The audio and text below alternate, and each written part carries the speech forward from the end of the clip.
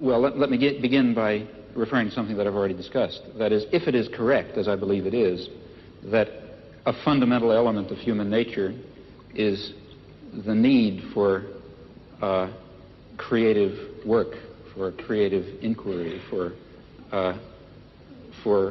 free creation without the arbitrary limiting effects of coercive institutions, then, of course, it will follow that a decent society should maximize the possibilities for this fundamental human characteristic to be realized. That means trying to overcome the elements of repression and oppression and destruction and coercion that exist in any existing society, ours, for example, as a historical residue.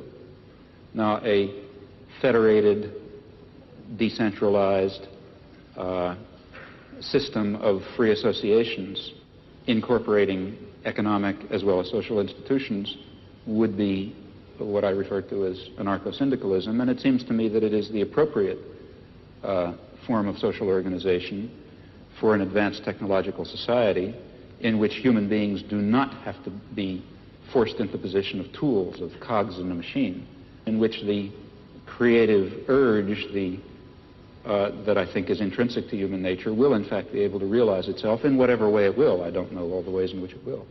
Je suis dans ma démarche beaucoup moins avancé, je vais beaucoup moins loin que M. Chomsky, c'est-à-dire que j'avoue n'être pas capable de définir, il n'y a plus forte raison de proposer un modèle de fonctionnement social idéal pour notre société scientifique ou technologique. En revanche, une des tâches qui me paraît urgente, immédiate, avant même toute autre chose, c'est celle-ci.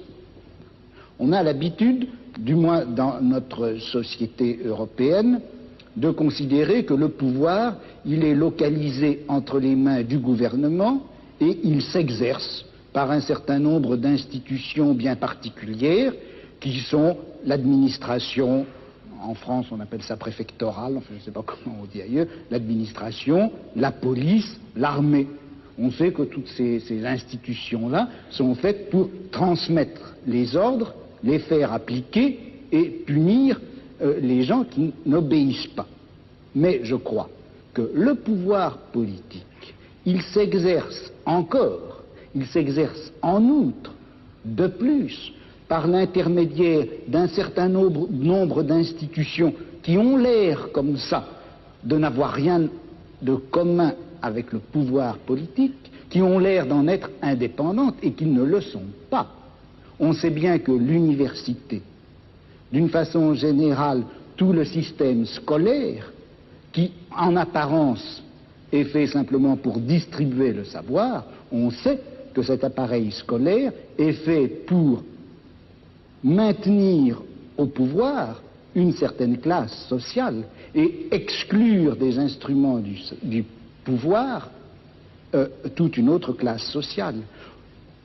Quelque chose comme la psychiatrie, qui en apparence aussi n'est destinée qu'au bien de l'humanité et à la connaissance des psychiatres, la psychiatrie est encore une certaine manière de faire peser un pouvoir politique sur un groupe social. La justice également. Bon, et il me semble que la tâche politique actuelle dans une société comme la nôtre, c'est de critiquer le jeu des institutions apparemment les plus neutres et les plus indépendantes, de les critiquer, de l'attaquer de telle manière que la violence politique qui s'exerçait obscurément en eux surgisse et pour qu'on puisse lutter contre elle.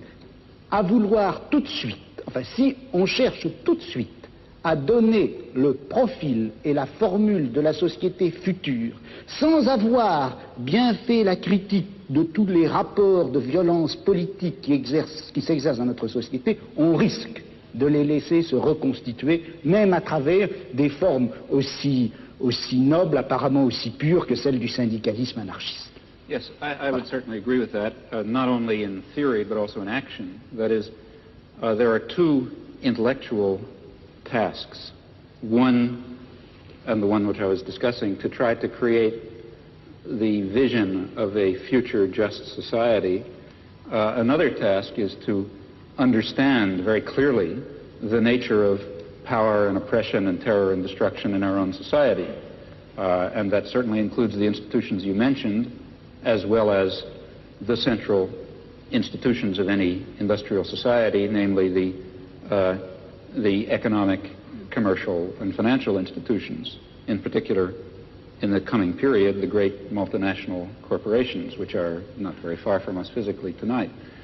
Those are the basic institutions of oppression and coercion and autocratic rule that appear to be neutral. After all, they say, well, we're subject to the democracy of the marketplace. Still, I think it would be a great shame to lose or to put aside entirely the somewhat more abstract and philosophical, if you like, task of trying to draw the connections between a concept of human nature that gives full scope to freedom and dignity and creativity and other fundamental human characteristics, and relates that to some notion of social structure in which those properties could be realized, in which meaningful human life could take place.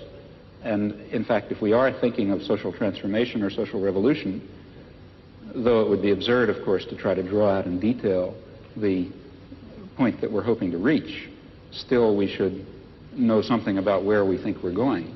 And such a theory may tell it